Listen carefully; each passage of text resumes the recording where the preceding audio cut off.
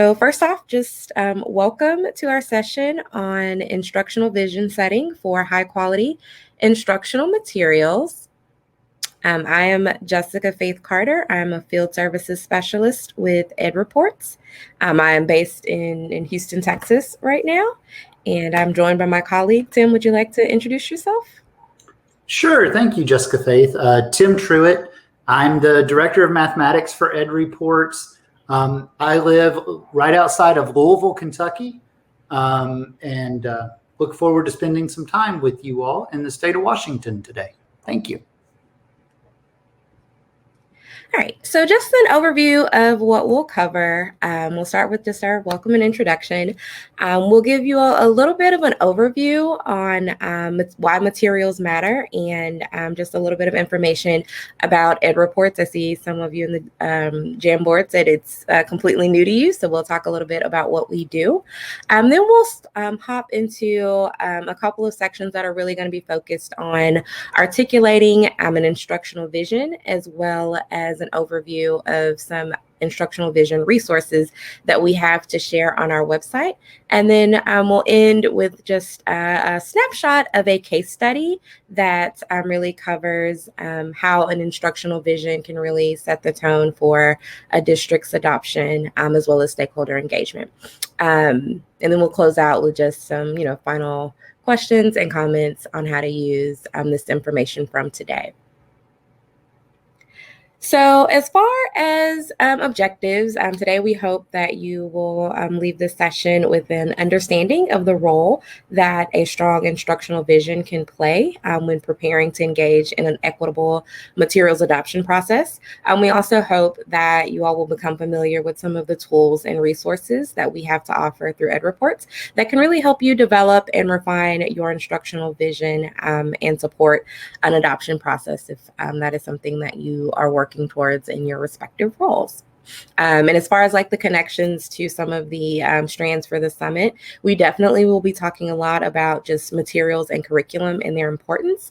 As far as the leadership piece, we will really try to focus and hit on some of the ways that leaders are engaged in the decision-making process, as well as other stakeholders. And then with educator capacity and development, we'll talk a little bit just about how you can engage educators at various stages of the instructional vision setting process. So just a few interactive elements. We do have a Jamboard, and so we will kind of use this to engage and have you capture and share some of your thoughts virtually. You're also welcome to drop things in the chat. If you have questions, we can definitely also use the Q&A feature. But we do want to hear from you or see your responses through any of these ways as we're going through. And like I said earlier, we'll definitely leave a little bit of time at the end if you want to drop in questions at the chat for us to answer. So just to kick us off, we'll talk a little bit about materials matter. And so one of the things we reference to at Ed Reports is the work of Robert Marzano. And in his 2003 book, he stated that one of the most significant factors that impacts student achievement is that teachers commit to implementing a guaranteed and viable curriculum to ensure that no matter who teaches a given class, the curriculum will address certain essential content and provide a coherent experience for every student. And so in this next section, we really want to explore the impact of instructional materials and why they matter for student outcomes.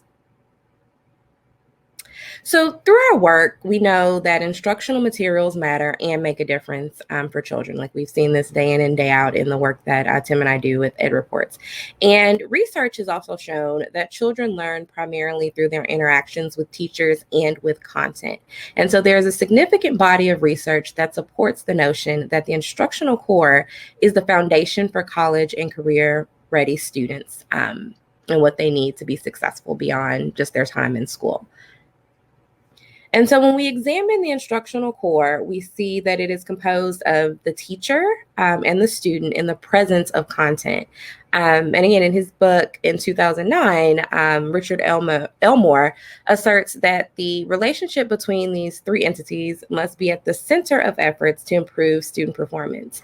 It is the relationship between the teacher, the student, and content, not the qualities of any one of them individually, that really will determine the nature of instructional practice.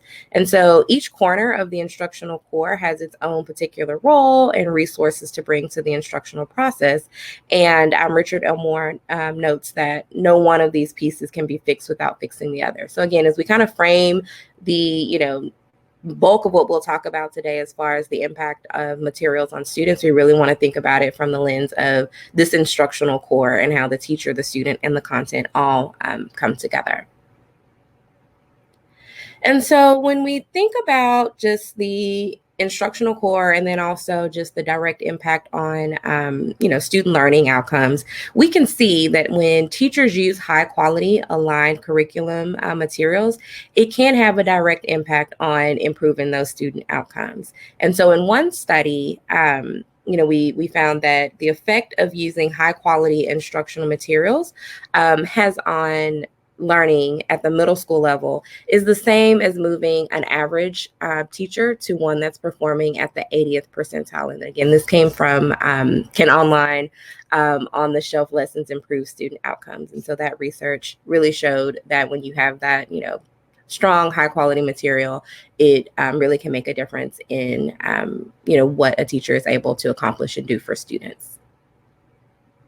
Another just quick stat to point out related to the importance of instructional material is just the fact that it can be up to 40 times more cost effective than having a class size reduction. And so when you think about, the money that's being spent on other things in an effort to improve student outcomes or in an effort to help students and boost their achievement, if districts or schools are using high quality curriculum and instructional materials, it's also a money saving measure as well as one that's, again, making a difference for students.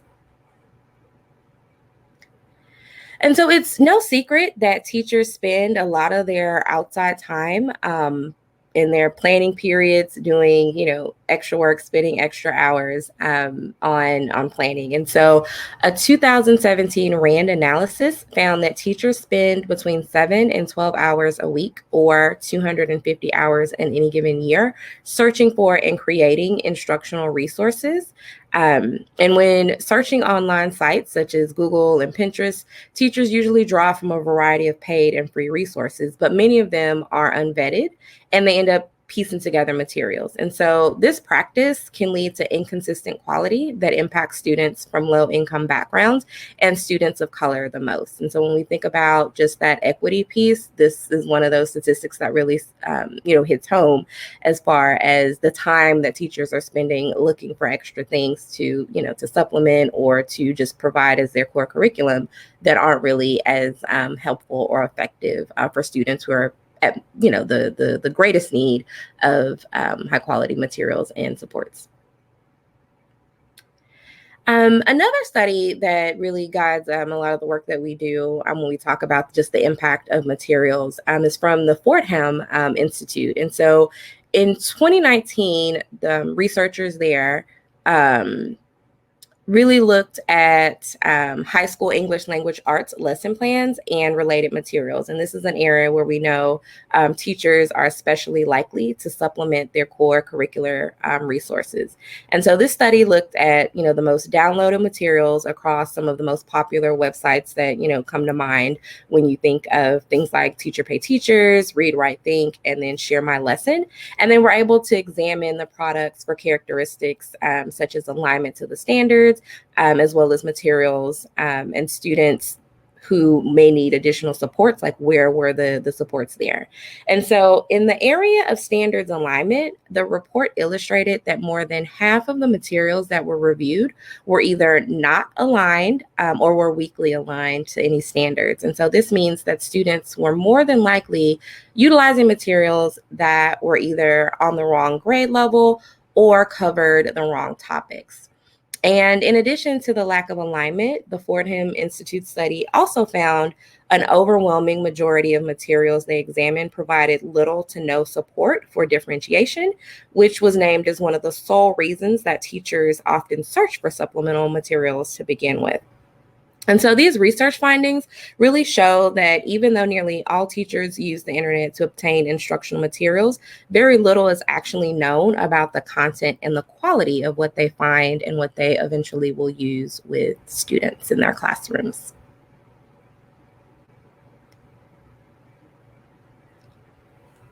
So another key connection that we see with materials is just the impact on equity.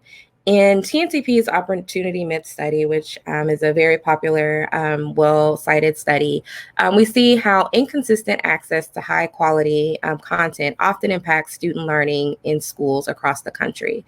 And so the average student can spend up to 75% of their available school hours on assignments that are not high quality.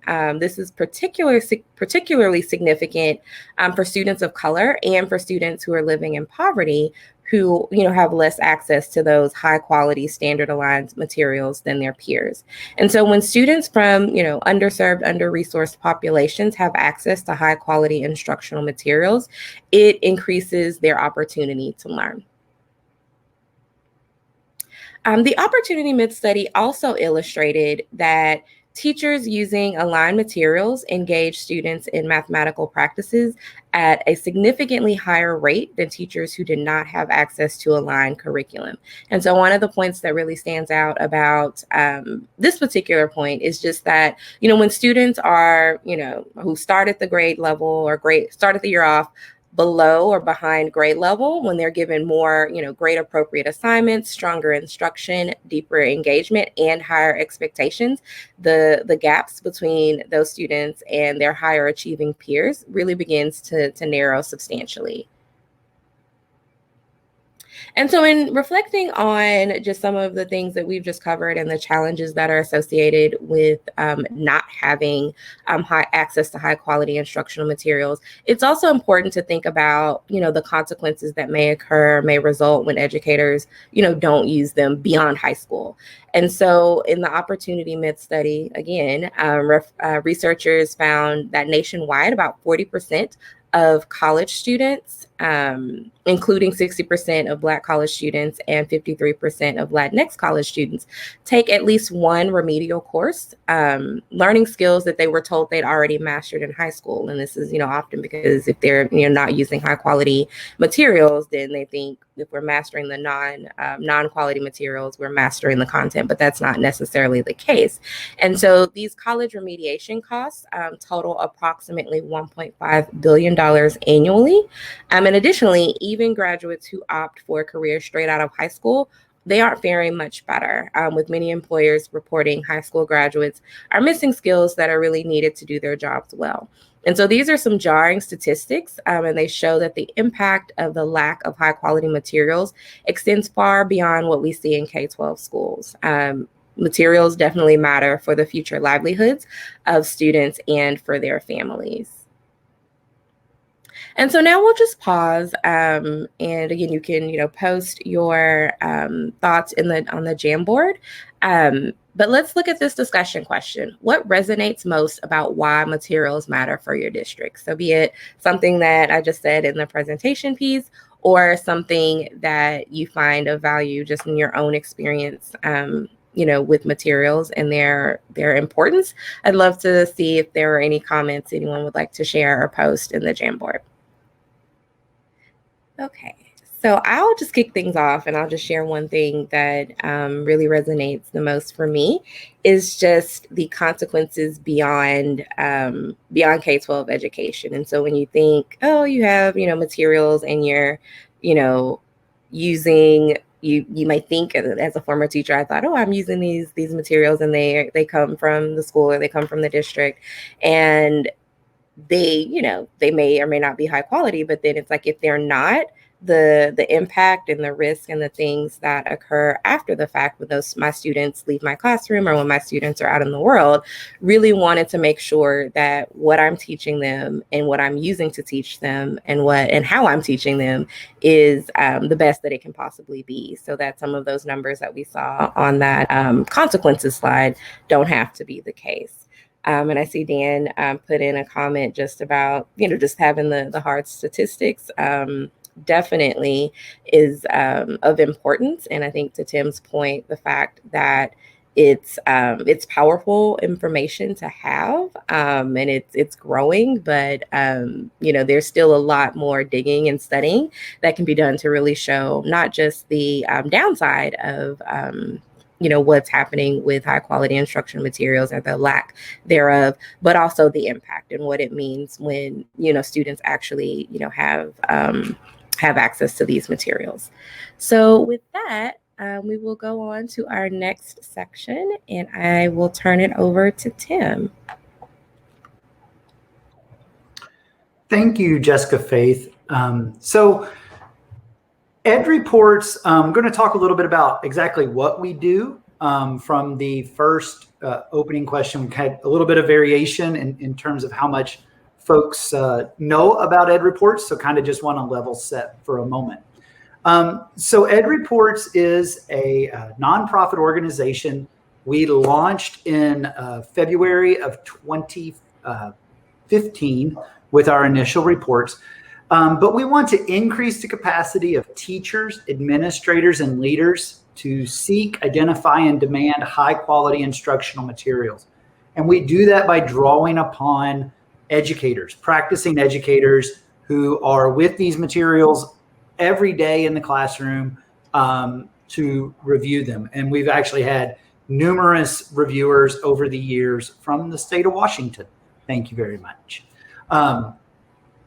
And so our theory of action, how we set out to achieve our mission and vision, we start with sort of two approaches. We want to identify excellence in materials, and then we want to, at the same time, increase demand for excellence. And once we've identified what things are excellent, what things aren't, we then hope that the teachers, administrators will begin to demand more of the materials that they're using. That demand will lead to improvement in the materials market, which ultimately we think, and kind of going back to some of the data that Jessica Faith shared in the first part, will lead to better outcomes for students. A little bit about our review process. As I mentioned, we rely on practicing educators, classroom teachers, instructional coaches, administrators, district level people, state level individuals. Not only do we rely on them for the reviews, we also relied on them in the development of the review criteria that we use. We do have a pretty rigorous interview process with application, and we send out a task, and then we conduct a face-to-face interview through Zoom. And then we have an extensive training. We're now to the point where that training is both, we do sometimes in person, but we can do it virtually in a synchronous way or in an asynchronous way as well. Once the reviewers have been trained, we put them together into teams to conduct the reviews.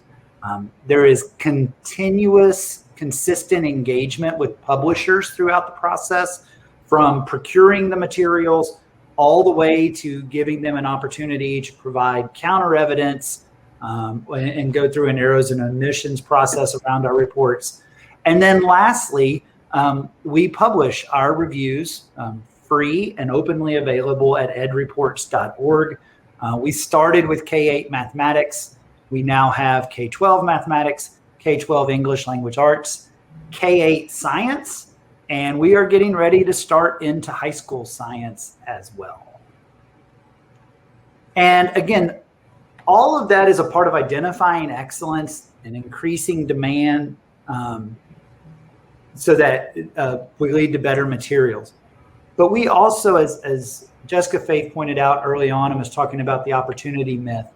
We believe that materials are a lever for equity, that the adoption and use of high quality materials enables teachers and students to engage in a meaningful way around grade level content. And we do believe that the use of aligned usable materials can decrease inequities for exposure, students' exposure to grade level content, and also inequities around instruction between and within schools. So a few more notes about about selection. Improving a selection process, it's not just a one-time thing. It actually extends for the life of that selection, right? I can imagine that we've been, many of us here today have been a part of maybe pretty good adoptions where we were happy with the results and what went through, but also probably a part of maybe some not so good adoptions. And we weren't so happy with the results and what we were dealing with for the years after. Districts are able to save money by needing to purchase supplementals as a result of a strong selection process. Time is saved not only for teachers, as Jessica Faith was talking earlier, in looking for materials, but also for schools. There's other ways in which they save time. And then teachers, instructors learn from the materials and become better in implementing them.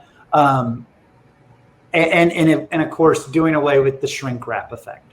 We want these materials that are aligned and usable to get into the hands, to become a part of that core with students and teachers to improve learning outcomes. And so what we're going to focus on here in a little bit is we're going to kind of transition into a part of our adoption process. When EdReport started, we were just reviews. We have greatly expanded our resources in many ways. But one of the huge ways is Jessica Faith and the outreach team around the adoption process, the selection and implementation of materials. And each of these 6 steps represented in the slides has extensive resources on our website that you can visit at edreports.org. Again, free, openly available. We're going to kind of spend our time getting into step 2 today as we go. But before we quite get to step 2, we want to think about equity in the adoption process. This includes centering the needs of students who have for far too long not been centered. We need a strong vision of instruction for every student, with those students that have long been marginalized. Bring them to the center. Focus on your local priorities that reflect the needs and the context of your students, of your teachers, of your schools, of your communities. And we want to do that by including a broad array of voices and stakeholders. Again, not just people in the building on the daily basis, but the families of those people's, other community stakeholders, maybe it's businesses, maybe it's different groups in the community.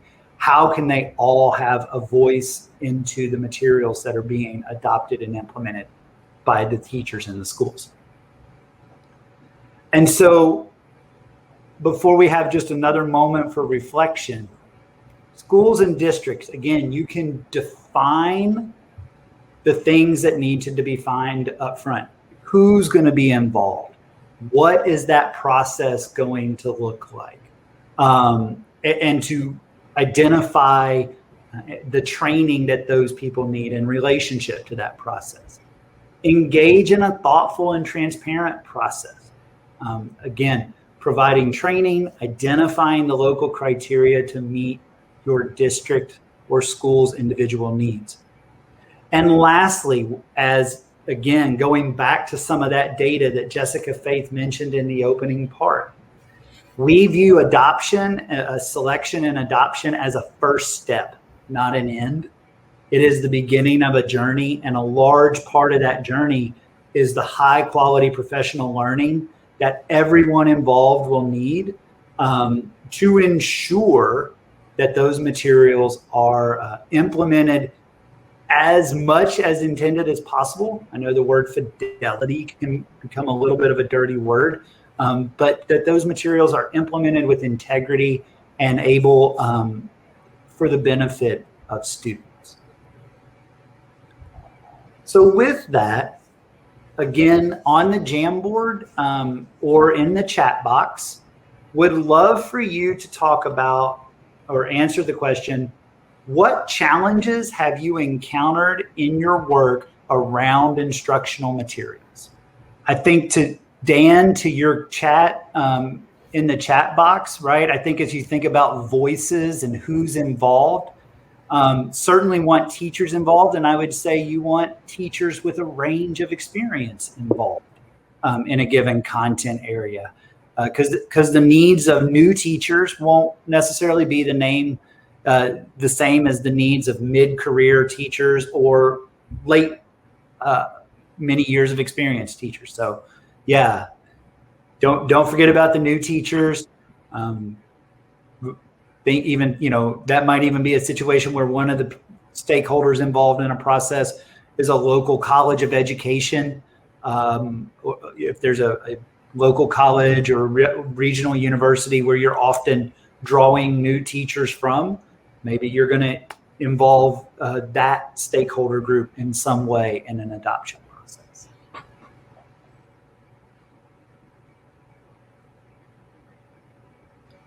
Any other quick thoughts or comments in the chat box or on the Jamboard?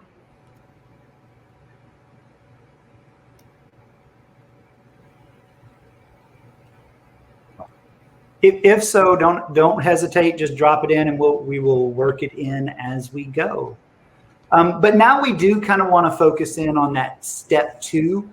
Again, step 1, developing your process. Thinking about your process, there are so many things there that can be state or regional or local policies that are already laid out in different rules, regulations, policies, statutes. Pick your favorite word. So we're going to kind of go to 2 and think about an instructional vision. And so we think of an instructional vision as a district's of articulation of what students should be experiencing daily and the overall goals for a student's classroom experience. We believe that the vision, my apologies. We believe that the vision will guide all decisions that districts, district leaders, school leaders, and teachers would make about the classroom experiences. Again, all the way from adoption through professional learning needed during the implementation phases. We also, a couple of other things, we believe that high quality aligned materials support the vision and not the other way around. We believe that the vision comes first and that then you adopt materials that support your vision, not go out and adopt our favorite materials and then write a vision to fit those materials. And so why is an instructional vision important? Well, sort of as I mentioned, we believe it is something that will impact almost all the decisions.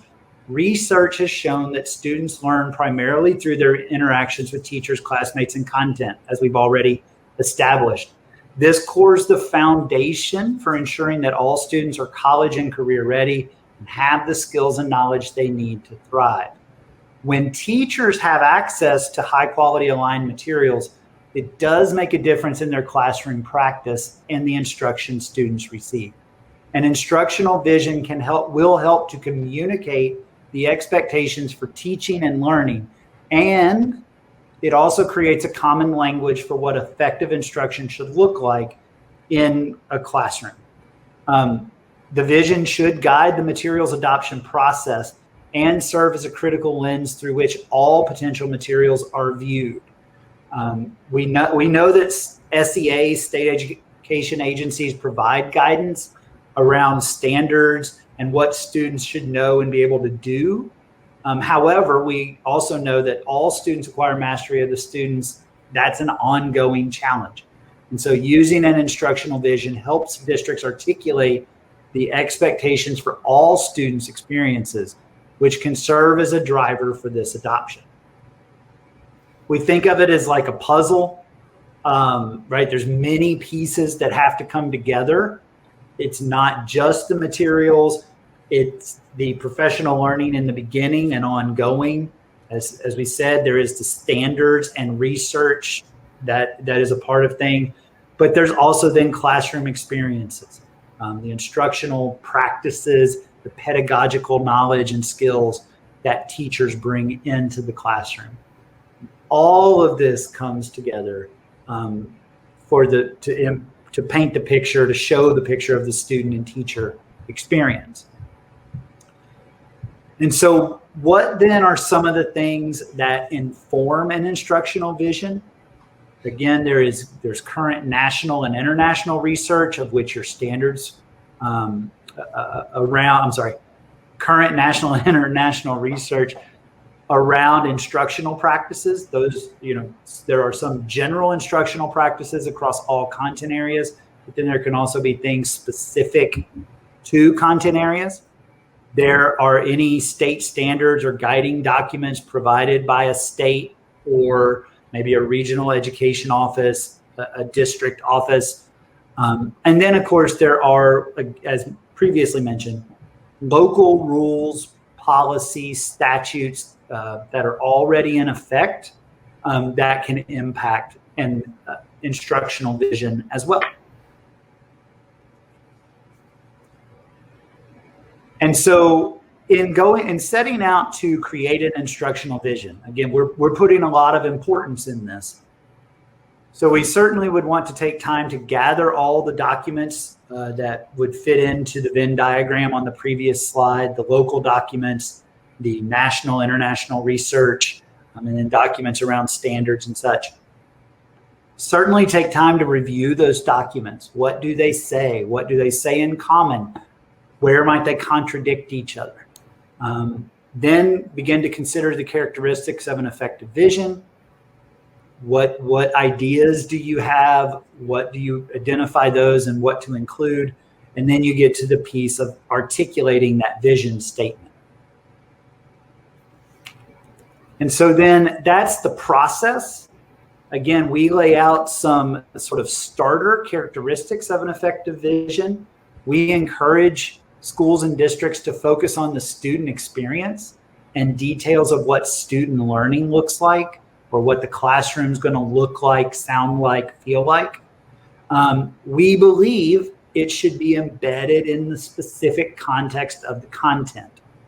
We recognize that a school might have a school-wide instructional vision, but then we also believe that the different content areas, there are things specific to those that should also be articulated in a vision for each content area. We certainly think it should be aligned to state standards, but it's more than just a checklist mentality. We're going to check them off as we go. Be research-based and cited. We should think it should prepare all students. Again, as we think about equity for students, students' agency and identity, their opportunities to see themselves, the vision should be for all students, aiming toward college and career readiness. And it's for students, but that carries along with it instructional implications. If we have a vision for what all students are going to see and do and say, then that certainly carries some instructional implications with it.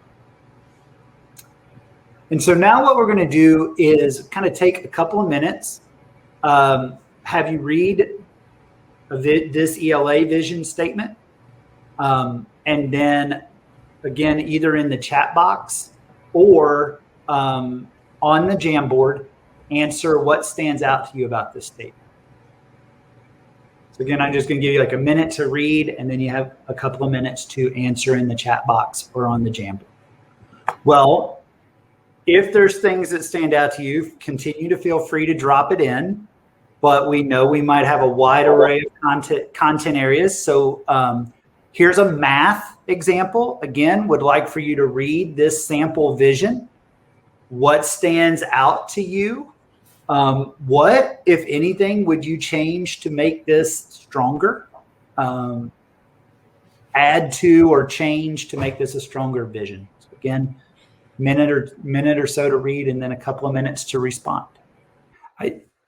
I think one thing I want to highlight about this, especially being the math person that I am, is it's sort of tucked away at the very end, but the taking risks. I think so often in mathematics, we get nervous about maybe not having the right. We don't think we have the right answer, so we don't take a risk or to put our thinking out there. And I think especially as we think to the future, there's so many ways, mathematical modeling, statistical analysis. There's so many places where there is going to be a little bit of margin of error or uncertainty. And so there's not necessarily going to be a right answer. And so to really take the risks, to challenge things, to challenge assumptions and misconceptions will really be a big thing for students moving forward. Getting opportunities to learn to do that, how to do that, and be comfortable in doing that. And lest we forget our third content area, and we might even have more, but for Ed Reports, this is our third. Here is a science vision. Again, minute to read, and then what stands out, similar to the ELA questions. What stands out? What similarities or difference do you notice? Again, if there's any other comments you want to drop in, feel free to drop them in the chat box or drop them onto the Jamboard pages for the science, the ELA, or the math sample visions. We truly just use these as samples, as conversation starters, as places to begin. Because again, one of the best practices is it's got to be created by a diverse group from your local context, representing various roles and backgrounds. The other thing I would say about our process is we don't envision it happening in a week or a month. We actually, when we work with states and districts around adoptions, we tend to sort of think in about an academic year kind of time frame for carrying out the full process, with the vision being a big chunk in the beginning. And so once that vision is created, we definitely believe that it should also be communicated again to all stakeholders, not just those directly in the building, teachers, administrators, students, anyone related to that, parents, caregivers, but community members at large, so that everyone knows this is the vision that's been created. This is going to be what guides decisions moving forward in this adoption process. And again, that's just a beginning into implementation of those materials as well. Just like we talked about earlier, the 5 to 7 years of ways in which you can save money and time as the result of a solid adoption.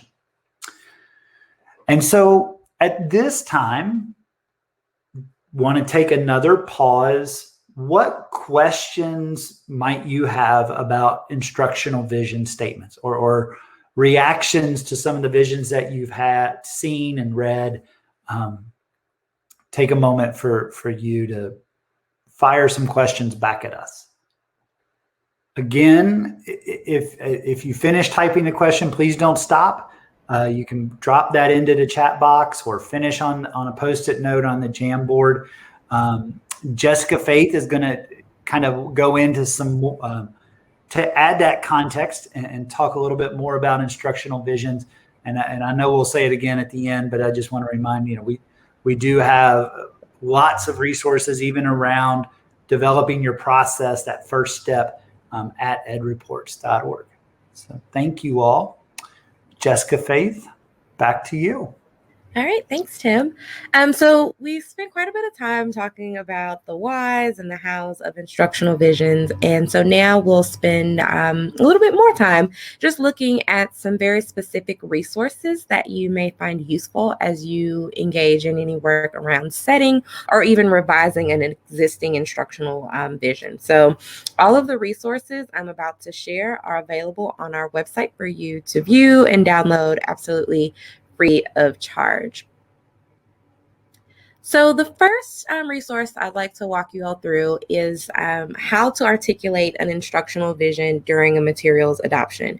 And so this resource really walks you through the steps that are necessary to articulate the instructional vision, and it can serve as, you know, an anchor throughout the work that you would be doing through an adoption process. So I have it queued up here, and as you can see, if you go to our lovely website, it's just really a couple of different, sections and paragraphs that really explain, like what is the resource. And again, this is something that really goes step by step over some of the things that that Tim shared. And so if you wanted to have or get more insights into like why the instructional vision process is important and its connection to like equitable practices, there's some language here that's really good reading. And then this resource also provides just some very clear guidance on like how it can be used, in addition to links to other resources that we have on our website, some of which I'll talk about a little bit later. And so to some of the points that Tim was making earlier, like this is kind of where we got the information from that for that slide from, where it kind of gives you some ideas on like how to gather and review your documents. It links to even more of the sample vision statements that we went over as well, and really lists some of the considerations that you should think about as far as what characteristics would be included in effective vision statements. There's some guidance or like some instructions on how to do different activities. So say you are working with an adoption committee, there are different ways that you could kind of engage them or, do the brainstorming process. And so this links to like using Jamboard or, using Google Documents as a way to facilitate that communication. And then when we get down to articulating the vision statement, there's again just some language that helps you understand ways to get committee members involved in making that final statement draft. Towards the bottom of the resource, you'll see that there are some very content-specific questions that your adoption committee may want to consider as you're working on that vision. So we have questions for ELA, mathematics, and then science. And so again, this is a document that you can just go onto our website and find, or you could also download it here. So I'm going to put the link in the chat for anyone who would like to visit that website. And I will go on to our next resource. So this resource is, again, our sample instructional vision statements. And so these are real examples that we've borrowed from districts we've worked with, as well as some of our partners in this space, that really kind of articulate strong examples for what an instructional vision would look like for ELA, math, and science. And so with this document, if you visit the webpage, you'll see that it has, again, an explanation of what the resource is and like how it could be used.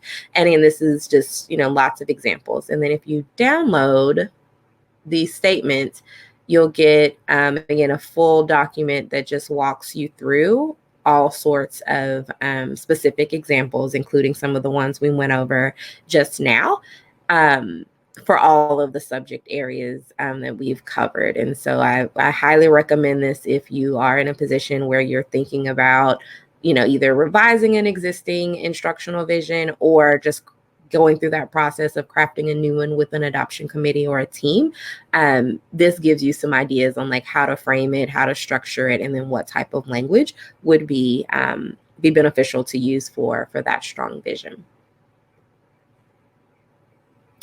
And then the last resource that we'll share is the Selecting for Quality, our 6 key adoption steps. And with this resource, it provides really a high level overview of just the key adoption steps to follow.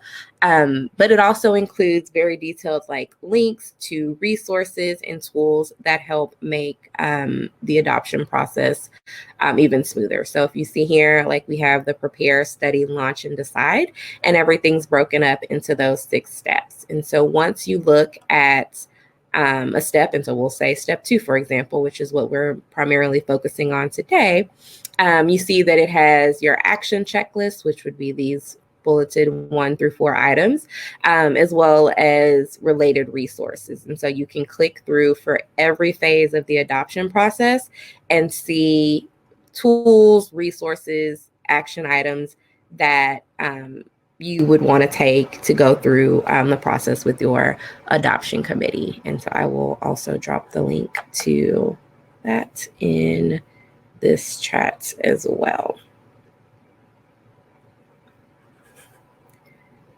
All right.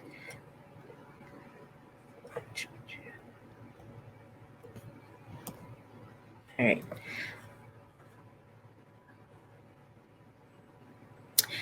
And so the last thing that I really wanted to share and cover today is just the case study that I mentioned at the beginning. And so we worked very closely with Baltimore City Public Schools on this case study that really highlights their instructional vision, as well as how they use their instructional vision to really shape their approach to stakeholder engagement throughout an adoption process. And so in 2018, Baltimore City Public Schools, also known as City Schools, began their adoption process to select a new ELA program that was going to meet the needs of their 54,000 students at the time and their teachers. And so through intentional stakeholder engagement, the district was able to transform its approach to adopting instructional materials with really overwhelmingly positive results. And so there is a full case study that's available on our website, but I did just want to highlight a few snapshots to really share with you all that highlights that instructional vision piece.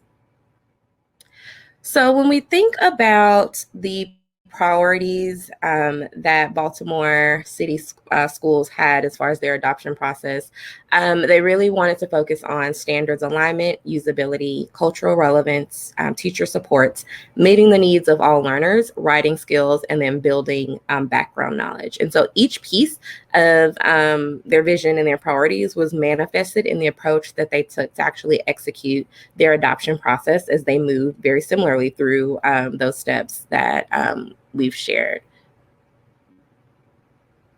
And so the first snippet from the case study really shows that standards alignment was a key priority for city schools.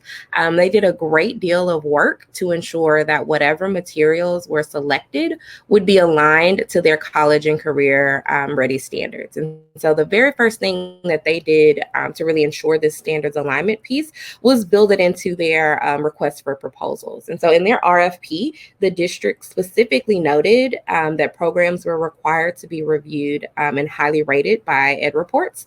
And so they also wanted to make sure that in order for any programs that were submitted, that they were, aligned to college and career standards, they had to be considered as a viable option under, this set of criteria of like the standards alignment.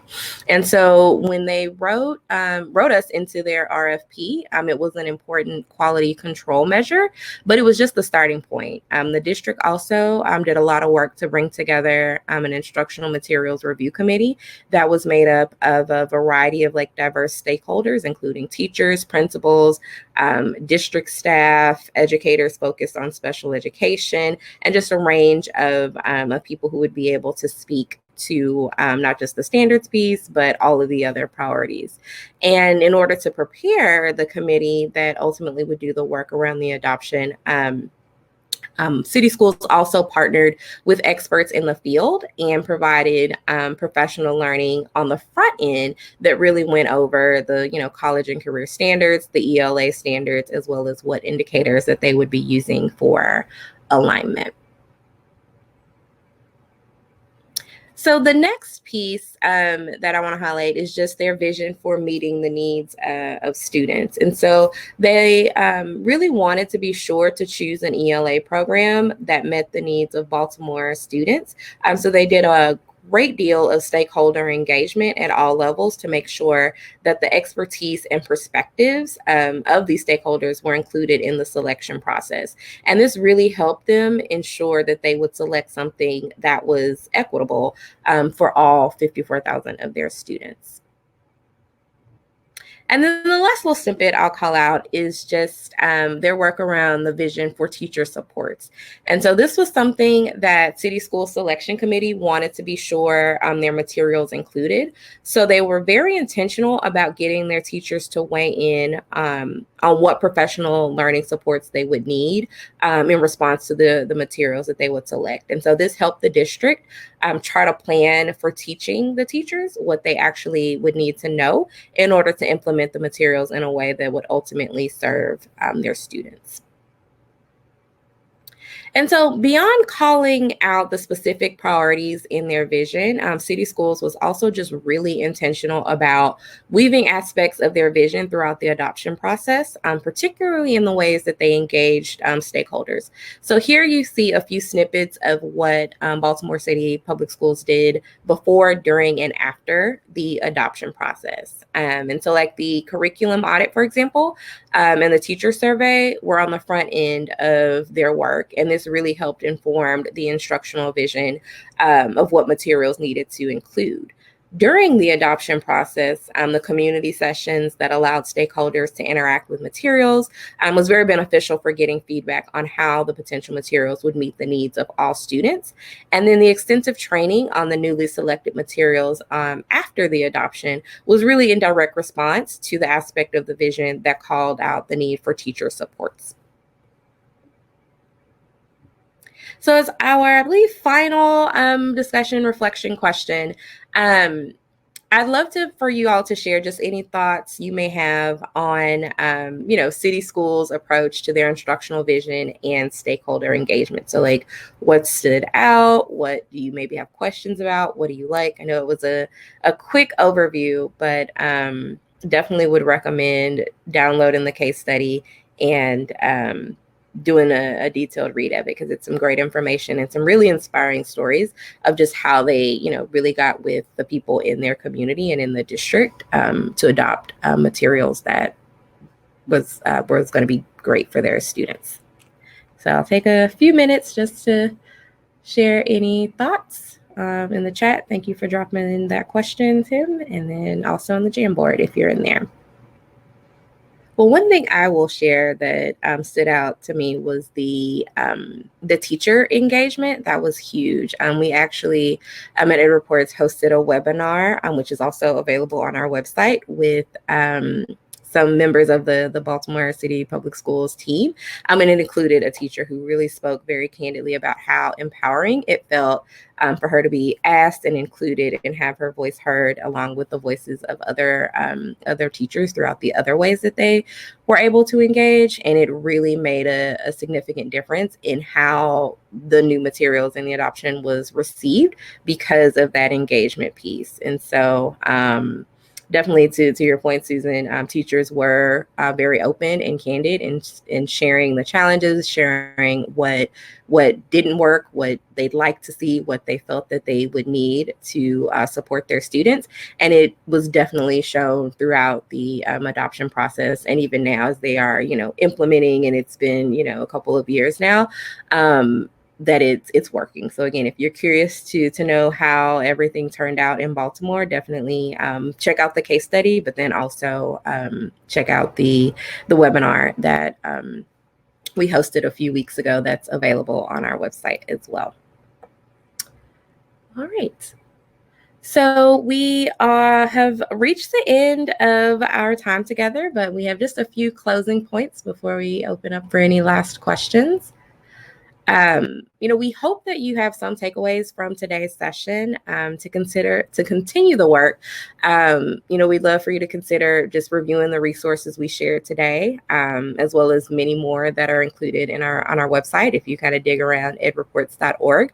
If your district or campus already has instructional vision statements, you can definitely reflect on the ways to enhance them using the resources and tools that we discussed. And then also just consider engaging other stakeholders in your local community to test out any updates or revisions to your vision statement if you're working from one that you already have. And beyond our work with instructional vision setting, we support states and districts in a number of ways. The first is being building awareness. And so, we can help to deepen understanding of the instructional materials landscape, sharing some of the research that we share today, as well as additional research that's just out there on why materials matter and their connections to equity and closing the achievement gap. We also work on signaling quality, and so helping to develop and deliver resources that really signal quality in instructional materials. So things like crosswalks, how-to guides, webinars, in-person sessions on why materials matter. As Tim talks a lot about, our high quality local reviews as well is something that we support states and districts who are looking to do their own thing, so their own version of what we do. We can help with creating criteria and training reviewers, and then finally just supporting smart adoption processes. So really helping to develop those critical lenses and offering support and expertise throughout any phase of the adoption process that we've discussed. So if you are curious to learn more or want to follow up on anything that was discussed today, you have our email addresses, jcarter@edreports and ttruitt@edreports.org, and we would just love to hear from you. And so with that, we have a couple of minutes left, but just wanted to open it up to any final questions or comments that any of you may have. You can drop them in the chat and we'll wait around to respond to them. But just thank you so much for your time today.